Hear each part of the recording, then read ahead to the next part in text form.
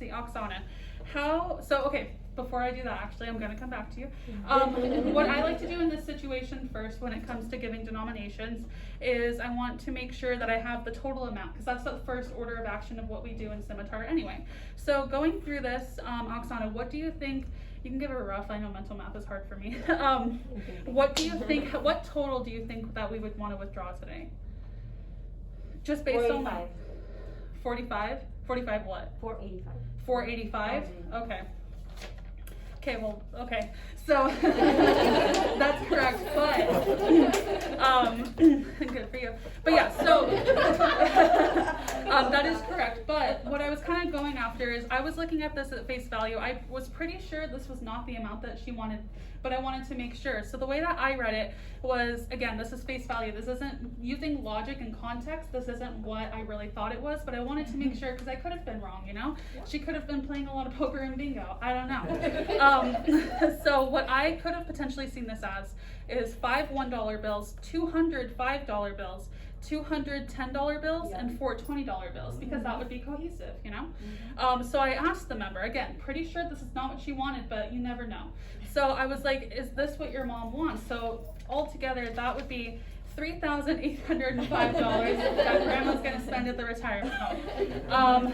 That's most likely not what it was. So the member was like, you know what?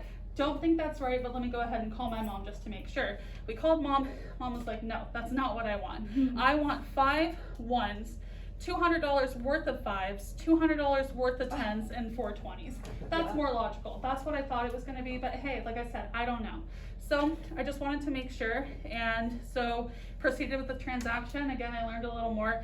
Also, it makes a little more sense because they only have, I think, a maximum of $10 buy-ins anyway for poker and bingo. They're keeping it in check, you know?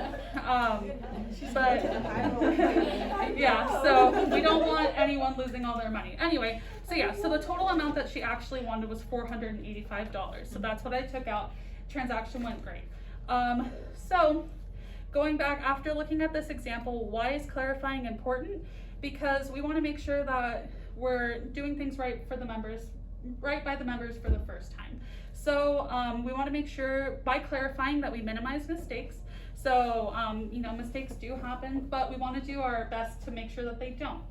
And then also, in turn, this also shows that we care about our members. We care about accuracy. We care that, you know, when they come in, we're not here just to collect a paycheck. We want them to come in getting what they came in for and leaving with what they wanted. So yeah, so when you clarify, you know, if you're ever unsure about anything, like I'm unsure about everything, you always want to make sure that, you know, we're doing right by the member and making sure that's what they came in. So that's why clarify is so important for just in life in general, but for this recap campaign and just in our position that we are as MSR and all the other positions that we are in the branch. So please, please clarify. Thank you. I like what we do now. All right, and so if I can go ahead and pass this around, please.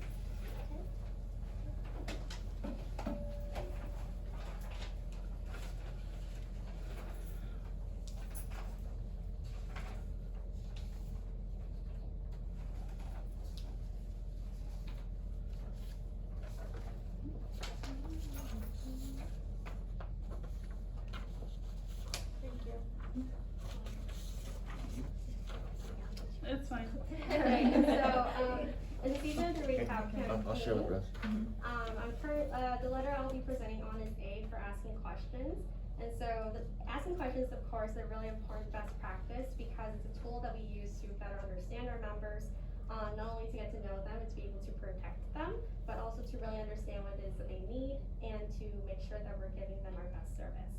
And so some questions I accumulated here are just some my go-to questions and some best practices that I go to for some daily transactions. And I know that this is daily transactions that we consist here on Ops more often, encounter more often here on Ops, but these are the daily transactions that we assist members with. And so first I'll go ahead and go through withdrawals.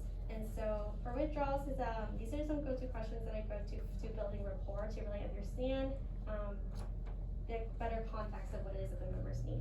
So such as how much are you looking to withdraw today, what kind of plans did you have for these funds, and how soon did you need these funds. And so these 3 questions allow me to kind of think about what kind of solutions I can provide to that member, such as we can go ahead and offer maybe a check or a money order or cashier's check, or if that other payee happens to be a member here with us, we can complete a transfer. That way they might not have to carry around as much cash or such like that. And so those are some examples of finding a way to present a solution by getting to thoroughly understand the member's needs. And so the next type of the transactions that we complete are deposits daily. And so my go-to question for cash deposits are, where are the funds coming from, or how did you receive these funds? And some go-to questions for large check deposits are, how have you received these checks from this person or company before, and how did you know the makers of this check, and how soon did you need the funds? And for second-party checks, I would ask, who is this person who's additionally on the payee line? Do you have a joint account with this person, or are they here with you, and may we verify their ID? And for deceased payees, my go-to question is, how many more checks will you be receiving on behalf of this member? And this question can allow us to assist them and be prepared to assist them better next time. And so for loan payments, I've learned not to assume, but to really ask the member what it is that they need to be completed, because I know there's a lot of different types of loans that we assist here with members. And so my go-to questions are, what type of payment are we making today? How much were you looking to make a payment for? And so, yeah, those are the primary questions that I ask at the initially for completing a loan payment.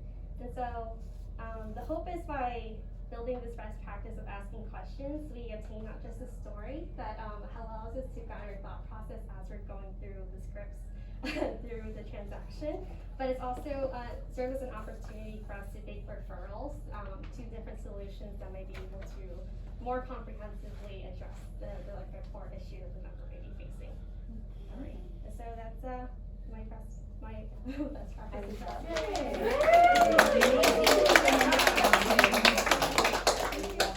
Good job. Courtney. Well, thank you, Melissa and Courtney, for hosting your letters for the recap campaign. We still have one more letter, and that'll be Ciao for Proceed. I've seen a lot of pull shots and a lot of participation from the team already with the recap campaign. I see you guys sending it out. I see you guys sending out your letters. So keep it going. Part of the recap campaign is doing things right the first time, and we want to make sure we're always doing that for our members so that we don't have to waste their time.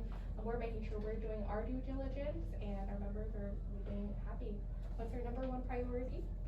Member service. Right, so let's keep it going, guys. Thank you. Good job. Love it.